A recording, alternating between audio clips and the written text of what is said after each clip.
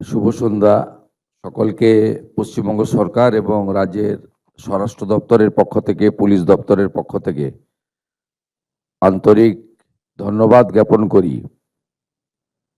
আমার সাথে উপবিষ্ট রয়েছেন স্বরাষ্ট্র এবং পার্বত্য বিষয়ক দপ্তরের মাননীয় রাষ্ট্রমন্ত্রী শ্রী বিশাল লামা মহোদয়া, আমাদের চাইল্ড এবং শিশু এবং মহিলা দপ্তরের, সমাজ কল্যাণ দপ্তরের স্বাধীন দায়িত্বপ্রাপ্ত রাষ্ট্রমন্ত্রী শ্রীমতী মালতী রাভা রায়, আমাদের মধ্যে উপবিষ্ট রয়েছেন মাননীয় দুই রাজ্যমন্ত্রী মৌমিতা দাস মিশ্র এবং আমাদের সুমনা সরকার মহোদয়া, আমাদের মধ্যে উপবিষ্ট রয়েছেন রাজ্যের মুখ্য সচিব সম্মানীয় মনোজ আগরওয়াল, স্বরাষ্ট্র সচিব শ্রীমতী সঙ্গমিত্রা ঘোষ মহোদয় সহ আধিকারিকবৃন্দ এবং এই সমগ্র অনুষ্ঠানের যিনি আয়োজক, ব্যবস্থাপক এবং অত্যন্ত অল্প সময়ে তিনি সমগ্র পুলিশ দপ্তরের সাহায্য নিয়ে স্বরাষ্ট্র বিভাগের গাইডেন্সে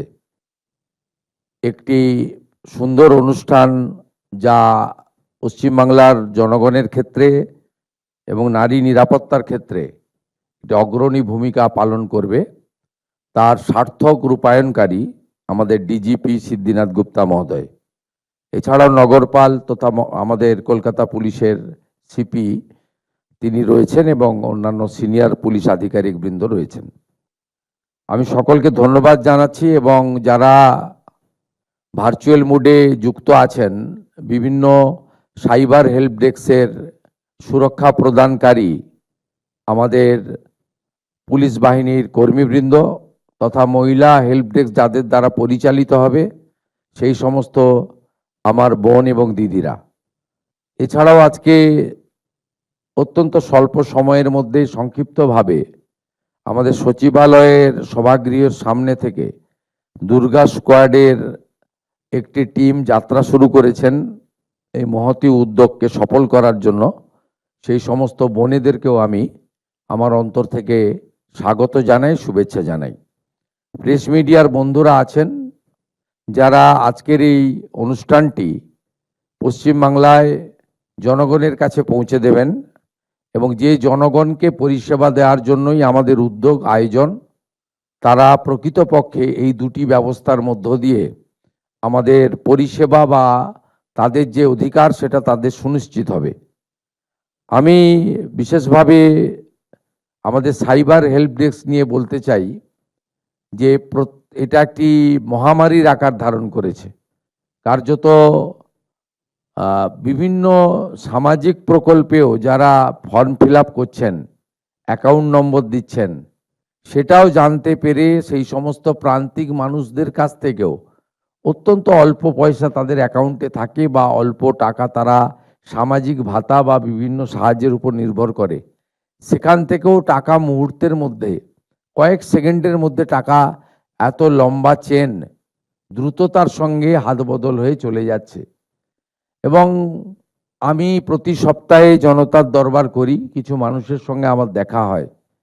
প্রত্যেকবার জনতার দরবারে আমার কাছে বয়স্ক মানুষরা, অশীতিপুর মানুষরা তারা আসেন হাতে লাঠি নিয়ে, কাঁপতে কাঁপতে আসেন যে আমার সঞ্চিত সমস্ত কিছু আমি রিটায়ারমেন্ট করার পরে প্রভিডেন্ট ফান্ড, গ্র্যাচুইটি সব রেখেছিলাম আমার নাতনিকে ডাক্তারি পড়াবো বলে, আমার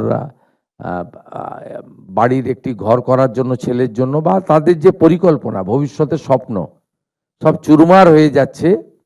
এটি নিয়ে ভারত সরকার, ভারতের স্বরাষ্ট্র দপ্তর ভাবছেন। অনেক আধুনিক ব্যবস্থা তৈরি হয়েছে এবং এর জন্য ভারত সরকার এবং রাজ্য সরকারের দুটি স্বরাষ্ট্র দপ্তর এবং বিভিন্ন রাজ্যের পুলিশের মধ্যে নিবিড় সমন্বয়ের দরকার রয়েছে। তাই এই সাইবার হেল্প ডেস্কের সূচনা, এবং আমি আশা করব আমাদের যারা এই সংক্রান্ত দায়িত্বে রয়েছেন, আমাদের ডিজি লেভেলে বা এডিজি লেভেলের আধিকারিকরা, তারা এদেরকে প্রশিক্ষিত করবেন। এটি একটি অত্যন্ত সূক্ষ্ম বিষয়, তাতে প্রশিক্ষিত না হলে জেনারেল নলেজের উপরে কিন্তু একে মোকাবিলা করা খুব মুশকিল। সেক্ষেত্রে সরকার সমস্ত রকমভাবে পরিকাঠামো, আধুনিক যন্ত্রপাতি, যোগাযোগের সমন্বয় সাধন এবং অন্যান্য যা ম্যান পাওয়ার তো একটা বড় জিনিস, হিউম্যান রিসোর্স, এগুলোতে বর্তমান সরকার সেই ধরনের সহযোগিতা করবে, এই প্রতিশ্রুতি আমি দিতে পারি। এবং আমাদের সরকারের পক্ষ থেকেও চিন্তা ভাবনা রয়েছে যে রাজ্য স্তরে সাইবারকে, যেমন বিভিন্ন বিভিন্ন দপ্তরের উচ্চপদের আধিকারিকরা রয়েছেন, এডিজি লেভেলের, আইজি লেভেলের, সাইবারের ক্ষেত্রেও আমরা এই ধরনের সিনিয়র আধিকারিককে এক্সক্লুসিভলি দিতে চলেছি, যিনি পুরো রাজ্যের cyber help desk, cyber police station এবং এই সংক্রান্ত যে বিষয়গুলো রয়েছে সেটা করবেন। ভারত সরকারের স্বরাষ্ট্র দপ্তরের সঙ্গে সমন্বয় রেখে এই কাজটা করবেন, এই উদ্যোগও আমরা গ্রহণ করেছি। মহিলা হেল্প ডেস্ক এত দ্রুততার সঙ্গে রাজ্য পুলিশের ডিজিপি এবং হোম সেক্রেটারির তত্ত্বাবধানে আমরা আজকে শুরু করতে পারবো, এটা আমার আইডিয়াই ছিল না। আমার ধারণা ছিল যে আমরা হয়তো সেপ্টেম্বর মাসে এটা চালু করতে পারবো, কিন্তু তারা বুঝেছেন যে আমাদের বর্তমান সরকারের যে সমস্ত জিনিস অগ্রাধিকারের জায়গায় রয়েছে, সেই অগ্রাধিকারের 1 নম্বরে রয়েছে নারী সুরক্ষা এবং কন্যাদেরকে প্রয়োজনীয় নিরাপত্তা প্রদান করা। তাই আমি আশা করব ভারতীয় ন্যায় সংহিতা, পস্কো আইন এবং নির্ভয়ার ঘটনার পর থেকে আমাদের এই রাজ্যের অভয়ার ঘটনা পর্যন্ত, এখান থেকে আমরা যে তিক্ত অভিজ্ঞতা সঞ্চয় করেছি, সেই তিক্ত অভিজ্ঞতা সঞ্চয় করে আমাদের এই নারীদেরকে এবং কন্যাদেরকে আমরা সুরক্ষা প্রদান করব, জাস্টিস দেব, এবং তার জন্য এই সরকার জিরো টলারেন্স নীতিতে চলবে। এটা আমাদের মনোভাবও জানেন। আমি আপনাদের সহযোগিতা প্রার্থনা করব। আমি আশা করব আজকে দুটি পরিষেবা হলো। হ্যাঁ, আমি জানি ম্যান পাওয়ারের শর্টেজ রয়েছে, আমি জানি একই থানার বিল্ডিংয়ে আপনাদেরকে ছোট্ট করে কিয়স্ক তৈরি করে হেল্প ডেস্ক করে বসতে হয়েছে, পরিকাঠামোর অনেক অভাব রয়েছে। এটা আমি স্বীকার করে নিয়েও বলতে পারি যে আপনারা চেষ্টা করবেন এই পরিষেবা সংক্রান্ত কোনো অভিযোগ যেন আপনাদের সরকার আপনাদের পাশে যে আমার অনলাইন সিস্টেম চালু রয়েছে সেখানে যেন আমি অভিযোগ না পাই, এটা দেখতে হবে। আমি কিছুদিন টাইম দিচ্ছি যাতে এটাকে আপনারা ঠিকঠাক করে নিতে পারেন। এর বাইরেও আজকে অনেকগুলি আমাদের আধুনিক অডিও ভিডিও সিস্টেম, একটি থানার প্রশাসনিক ভবন নির্মিত ছিল আগেই, তার উদ্বোধন পেন্ডিং ছিল, এটা আপনারা করেছেন। এটাও একটা ওই এলাকার মানুষের জন্য যথেষ্ট ভালো সুফল পাওয়া যাবে বলে আমি বিশ্বাস করি। এবং আমি যেটা গুরুত্ব দিতে চাই আপনাদেরকে, সেটা হচ্ছে সুরক্ষিত পুলিশ বাহিনী, শৃঙ্খলিত পুলিশ বাহিনী এবং পুলিশের সংখ্যা, তার সঙ্গে আধুনিক ইনফ্রাস্ট্রাকচার এবং লজিস্টিক সাপোর্ট, এর মধ্য দিয়ে আমরা যাতে পশ্চিমবঙ্গ পুলিশকে অন্যান্য রাজ্যের পুলিশ বা দিল্লি পুলিশ বা প্যারামিলিটারি ফোর্সেস সমতুল্য করতে পারি, এই ব্যবস্থা আমাদেরকে নিতে হবে। এবং পুলিশের যে বহুমুখী দায়িত্ব কর্তব্য রয়েছে, সে দায়িত্ব কর্তব্য তারা পালন করুন, এটাও আমি চাইব। সাথে সাথে ওয়েলফেয়ারের কমিটি আমরা ডিসলভ করলেও পুলিশের বিভিন্ন স্তরের ওয়েলফেয়ারের ক্ষেত্রে যে সমস্ত বিষয় উল্লেখ করা দরকার, আমি নিঃসংকোচে পুলিশ আধিকারিকদের বলবো তারা যেন প্রোটোকল মেনে, হায়ারকি মেনে পাঠান, অথবা সরাসরি তারা যেভাবেই হোক সিওমোর দৃষ্টি আকর্ষণ করেন। আমরা সবসময় মনে করি পুলিশদেরকে সুরক্ষিত রাখা, কাজ করার মুক্ত পরিবেশ তৈরি করে দেওয়া এবং তারা যেভাবে অনুশাসিত, শৃঙ্খলিত একটি সংগঠিত সংগঠন সরকারের, সেই সংগঠনকে মর্যাদা এবং সম্মানের সঙ্গে নিরাপত্তা দিয়ে প্রয়োজনীয় ব্যবস্থা নিয়ে তাদেরকে এগিয়ে নেওয়ার দরকার বলে আমি মনে করি। আমার এই স্বল্প সময়কালের মধ্যে আমরা দুটি জায়গায় পুলিশ আক্রান্ত হতে দেখেছি। একটা পার্ক সার্কাসে আমি দ্রুত ওই স্পটে পরের দিন গিয়ে আহত পুলিশ কর্মীদের সঙ্গে মিট করেছি। আমি তাদের ডেকে পাঠিয়ে হাত মিলাতে পারতাম, সহানুভূতি দেখাতে পারতাম। আমি ওখানে ওই জন্যই গেছিলাম যাতে এই ধরনের দাঙ্গাবাজ, গুন্ডা, সরকারি কাজে অংশগ্রহণকারী ব্যক্তির বিরুদ্ধে তাদের যে হিংসাত্মক মনোভাবের বহিঃপ্রকাশ ঘটাচ্ছেন এটা যাতে বন্ধ হয় এবং নিচের তলার পুলিশ ফোর্সের মরাল যাতে হাই হয়, সেই জন্য আমি পুলিশ মন্ত্রী বা চিফ মিনিস্টার হিসেবে নয়, তাদের একজন বন্ধু হিসেবে ওখানে সেখানে গেছিলাম, সাপোর্ট দিয়েছি। পরবর্তীকালে আসানসোলে পুলিশ ফাঁড়ির উপরে যে আক্রমণ হয়েছিল তাতে কতটা কঠোর কঠিন অবস্থান রাজ্য সরকার নিয়েছে সেটাও আপনারা দেখতে পেয়েছেন।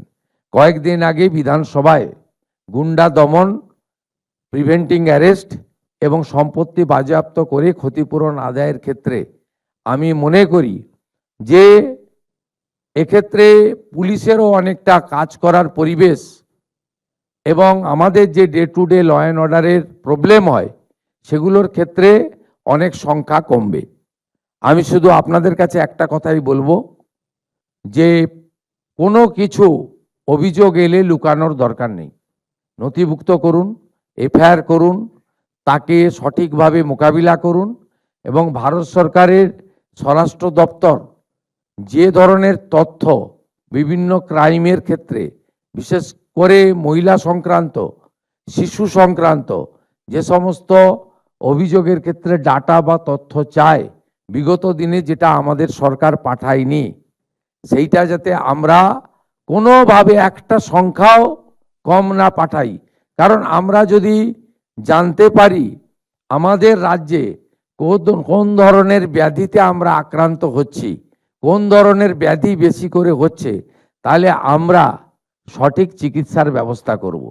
সেই ব্যাধিকে আড়াল করলে ব্যাধি বাড়বে এবং একদিন সেই ব্যাধি যখন সামনে আসবে তখন সামলানোর মতো সুযোগ এবং সময় কোনোটাই আপনাদের হাতে থাকবে না।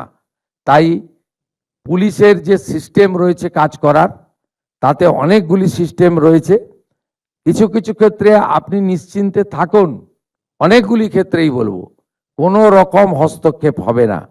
আমি আগেও বলেছি, সিনিয়রিটি মেনটেন করা, হায়ারকি মেনটেন করা, আপনাদের যার যার দায়িত্ব সেই দায়িত্ব পালন করা, কাজ করার পরিবেশ দেওয়া এবং এমন কিছু বিষয় থাকে যেখানে অন স্পট আপনাকে সিদ্ধান্ত নিতে হয়, সেই সিদ্ধান্ত নেওয়ার ক্ষেত্রে আপনার অধিকার এবং স্বাধীনতা ফিরিয়ে দিয়ে আমাদের এই রাজ্যের পুলিশের যে সুনাম ছিল বিগত দিনে, সেই সুনামকে আবার পুনর্বার প্রতিষ্ঠিত করে আধুনিক পরিষেবা প্রদানের মাধ্যমে আমাদের এই রাজ্যের জনগণকে আমরা সুরক্ষিত করব। ভারতীয় ন্যায় সংহিতা অনুযায়ী তাদেরকে আইনি সুরক্ষা এবং পরিষেবা দেব এবং একটি সংগঠিত ডিসিপ্লিন পুলিশ পরিবার হিসেবে আমরা এগিয়ে যাব। আমি বিশেষভাবে কলকাতা পুলিশকে ধন্যবাদ জানাবো। কিছুদিন আগে তারাতলার ইনসিডেন্টে যে 20 জনকে প্রাথমিকভাবে জীবিত বাঁচানো গেছে, এক্ষেত্রে স্থানীয় জনগণের সাথে কলকাতা পুলিশ এবং ফায়ার ব্রিগেডের বন্ধুরা এবং কর্পোরেশনের সাথীরা তারা যথেষ্ট উল্লেখযোগ্য ভূমিকা নিয়েছেন এবং তার পরবর্তী সময়ে খুব দ্রুততার সঙ্গে আমি এবং মুখ্য সচিব আলোচনা করে এনডিআরএফ এবং আর্মিকেও আমরা যুক্ত করেছিলাম। এর ফলে গত কয়েক বছরে কলকাতাতে যে বড় বড় কয়েকটা দুর্ঘটনা ঘটেছে, অর্থাৎ পোস্তা ব্রিজের দুর্ঘটনা, মাঝেরহাট ব্রিজের দুর্ঘটনা অথবা গার্ডেন রিচে অবৈধ নির্মাণ কোলাপস হওয়া, সেই জায়গায় আমরা বিগত ইতিহাসে দেখেছি একজনকেও জীবিত উদ্ধার করা যায়নি। হ্যাঁ, আমরা ব্যথাতুর হৃদয় নিয়ে আছি, 16 জন মারা গেছে, কিন্তু 20 জনকে আমরা জীবিত উদ্ধার করতে পেরেছি। এই জন্য পুলিশেরও ভূমিকা রয়েছে। কুইক রেসপন্স টিম হিসেবে পুলিশ প্রথমেই পৌঁছায়, তাই পুলিশকে সমস্ত রকম সংখ্যা, লজিস্টিক এবং অন্যান্য সমস্ত সাপোর্ট, আধুনিক পরিকাঠামো দিয়ে তাদেরকে যদি আমরা এগিয়ে দিতে পারি, তাদেরকে যদি রক্সা ইউনিভার্সিটির মতো ইউনিভার্সিটির সঙ্গে চুক্তি করে আমরা তাদেরকে প্রশিক্ষিত করতে পারি, তাহলে আমরা এই পুলিশকে দিয়েই অনেক ভালো ফল পেতে পারি, এই বিশ্বাস আমাদের আছে। পরিশেষে আগামী দুর্গাপূজার আগেই আমি ডিজিপি সাহেবকে বলেছি 112 পরিষেবা পশ্চিমবঙ্গে চালু করুন। আমি অ্যাভারেজ দেখছিলাম গুজরাট, মহারাষ্ট্র, উত্তরপ্রদেশ 6 মিনিটে পুলিশ পৌঁছায়। পশ্চিমবঙ্গে এই অ্যাভারেজ হচ্ছে 3 ঘন্টায় পুলিশ পৌঁছায়। এখন আমরা 112তে যদি একটি করে গাড়িতে হয় না, 4টি গাড়ি ফাইনালি লাগবে। এই আমরা যদি এখন একটা গাড়ি 112 চালু করতে পারি, আমাদের ট্রেনিং প্রাপ্ত রাজ্য পুলিশের 12,000, কলকাতা পুলিশের 4,000, সেপ্টেম্বর মাসেই 16,000 নতুন জওয়ানদেরকে আমরা কাজে লাগাতে পারি।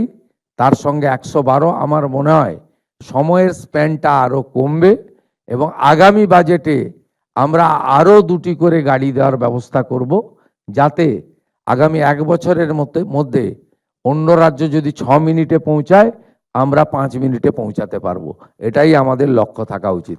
সকলকে ধন্যবাদ জানিয়ে আমার কথা শেষ করলাম। জয় হিন্দ। ধন্যবাদ স্যার।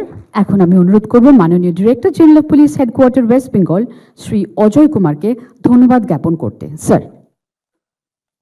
নমস্কার।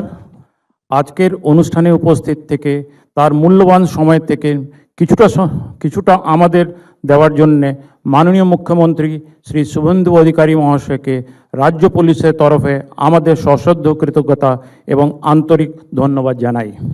স্যার, আপনি আমাদেরকে যা নির্দেশ দিয়েছেন সেটা আমাদের ডিসিপ্লিন ফোর্স মেনে সেই আয়ত্তের মধ্যে থেকে আগামী দিনে আমরা আশা করি কি আমরা বাংলার জনতাকে একটা ভালো পরিষেবা দিতে পারব। আমরা আনন্দিত আমাদের মধ্যে উপস্থিত আছেন অনারেবল MOS হোম শ্রী বিশাল লামা, অনারেবল MOS শ্রীমতী মালতী রাভা রয়, অনারেবল মিনিস্টার শ্রীমতী কলিতা মাঝি, অনারেবল মিনিস্টার শ্রীমতী মমিতা বিশ্বাস মিশ্রা, অনারেবল মিনিস্টার শ্রীমতী সুমনা সরকার। ওনারা আজকে আমাদের এই অনুষ্ঠানের মধ্যে উপস্থিত হয়েছেন। ওনাদেরকে আমাদের তরফ থেকে অসংখ্য ধন্যবাদ। ধন্যবাদ জানাই রাজ্যের মুখ্য সচিব শ্রী মনোজ আগরওয়াল এবং স্বরাষ্ট্র সচিব শ্রীমতী সংঘমিত্রা ঘোষ।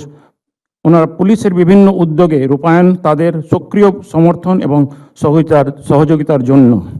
আজকের অনুষ্ঠানে উপস্থিত রাজ্য এবং কলকাতা পুলিশের বিভিন্ন পদস্থ আধিকারিক এবং ভার্চুয়ালি উপস্থিত সমস্ত সহকর্মীদেরও ধন্যবাদ জানাই নতুন উদ্যোগগুলির সফল রূপায়ণের জন্য। আজকের অনুষ্ঠানে উপস্থিত সংবাদ মাধ্যমের সমস্ত বন্ধুদের জানাই রাজ্য পুলিশের তরফে আন্তরিক ধন্যবাদ। সবাইকে আবার একবার আন্তরিক ধন্যবাদ।